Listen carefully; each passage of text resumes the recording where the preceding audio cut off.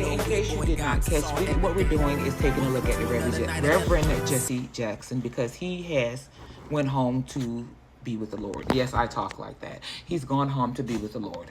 If I was raised in a primitive Baptist church, I am a believer in God, and that Who is was how the I Reverend talk. Jessie Okay, Jackson? so he's gone home to be with the Lord. He came EP2. here and served his job, and he is gone.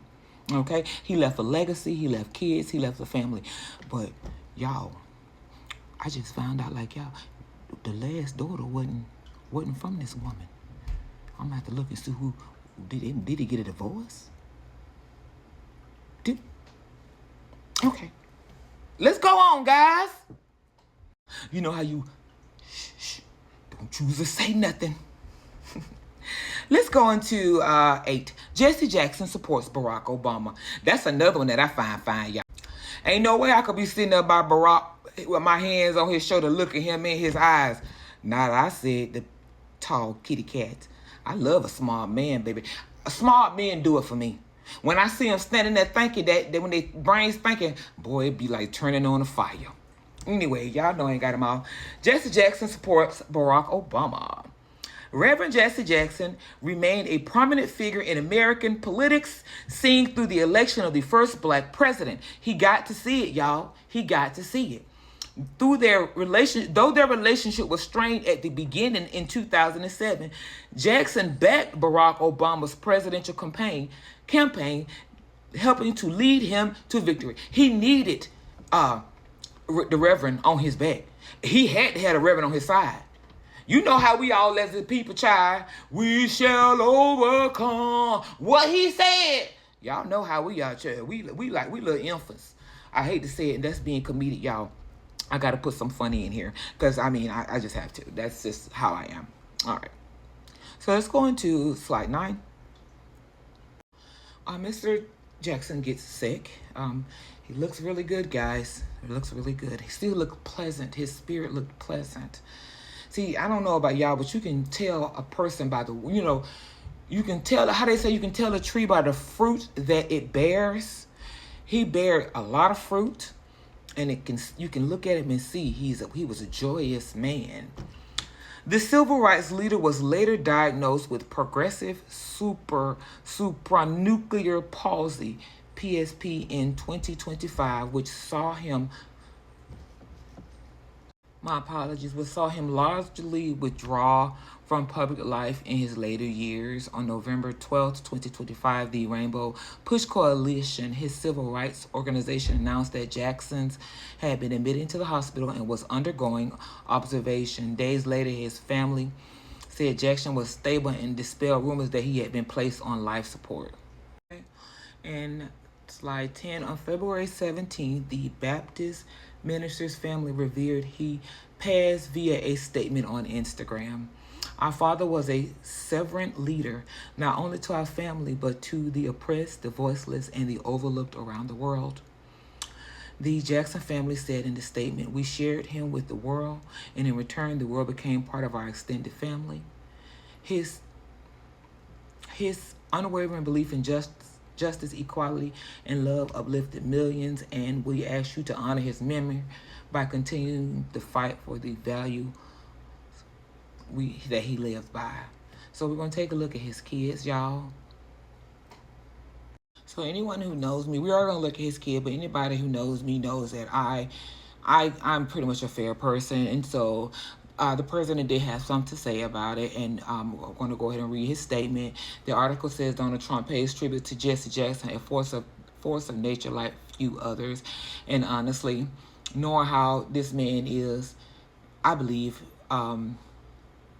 what he said, because I could pretty much guarantee that Jessie Jackson wasn't going to take no poop from him, and they probably saw each other as equals. And when I say that, meaning, yes, color does exist, but don't be coming for me with that color stuff, because that shit get on my nerve and everybody want to bring up color. Baby, I'm the darkest, okay? So if I say that equality can be found, it can be found. Now, whatever hate exists, that ain't got nothing to do with me. I got my own issue, baby. If you take time to hate me, I say, mwah, keep on, baby. But anyway, let's see what the president had to say. He said, Hold on, let me just do this little here. On Tuesday, February 17th, shortly after Jackson's passing was announced, Trump took to Truth Social to speak about the Reverend, whom he said he knew well long before becoming president. See what I'm saying? He was a good man. I can't impersonate him, y'all. He was a good man with lots of personality, grit, and street smarts. He was very gregarious. Someone who truly loved people, Trump 79 said. The president went on to say that although he's falsely and consistently called a racist by the scoundrels and lunatics on the radical left, it was a pleasure to assist Jackson along in his journey. And I believe him, y'all. I believe him. He continued to post by saying he helped Jackson by providing office space for his Rainbow Coalition, a Chicago-based civil rights organization that advocates for social justice of marginalized communities. The president also took credit for some of Jackson's political victories, writing that he responded to his request for help in getting criminal justice reform passed and signed when no other president would even try. He also said he single-handedly pushed and passed a long-term funding for historically black colleges and universities, HBCUs, which Jessie loved, but also which other presidents would not do. Jessie was a force of nature like few others before him, he said. The president also took a moment to describe the former, well, that's it on that. So, you know, Jessie probably was the voice that went in and spoke to him, because you know this man done had money. Trump done had money his whole life. He smelled money. So Jessie had to go in there and talk to him, more than likely. I don't know. I'm pretty sure the naysayers, because that's what they're good at doing, naysaying, will go in there in the comments and tell me their version. So let's look at his kids, y'all. If you need to know where I got the information from, it's from People. And the article's titled Reverend Jessie Jackson, 6 Children, all about the late civil rights leader's children. So we're going to just look at each child. The first child is Santita Jackson, 62. She was born on July 17th, 1963. She was a National Merit Scholar and thrived at school despite growing up under constant stress surrounding her parents' safety. Jessie Jackson Jr., handsome boy, born March 11, 1965 in Greenville, South Carolina. Jessie Jackson is his father's namesake and eldest son, but he told the New York Times that growing up in Chicago, he was closer with his mother. Jessie Jr. graduated in just 3 years from North Carolina Agriculture and Technical State University with a business administration degree. Jonathan Jackson, 60. Jackson and Jacqueline welcomed their third child, a son named Jonathan, on January 7, 1966. Although after high school, he earned a business administration degree from North Carolina A&T State University and his MBA from Northwestern University.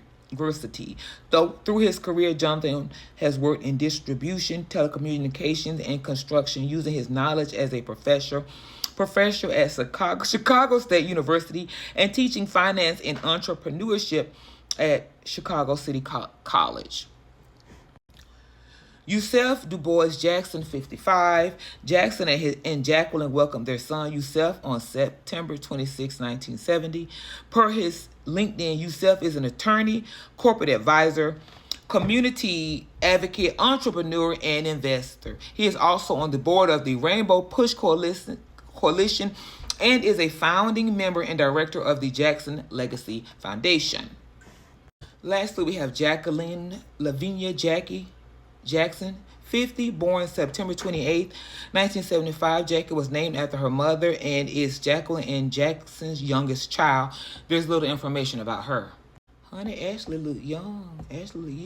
Jackson's youngest child is Ashley, who was born on May 18, 1999. Thanks for tuning in. Mother Karen Stanford. Stanford is an author and former college professor who worked in the Washington, D.C. Rainbow Push Coalition after office. Jackson admitted that he had an extramarital affair with Stanford, resulting in the birth of Ashley. This is no time for invasions, denials, or alibis. I fully accept responsibility and truly sorry for my actions. So there you have it.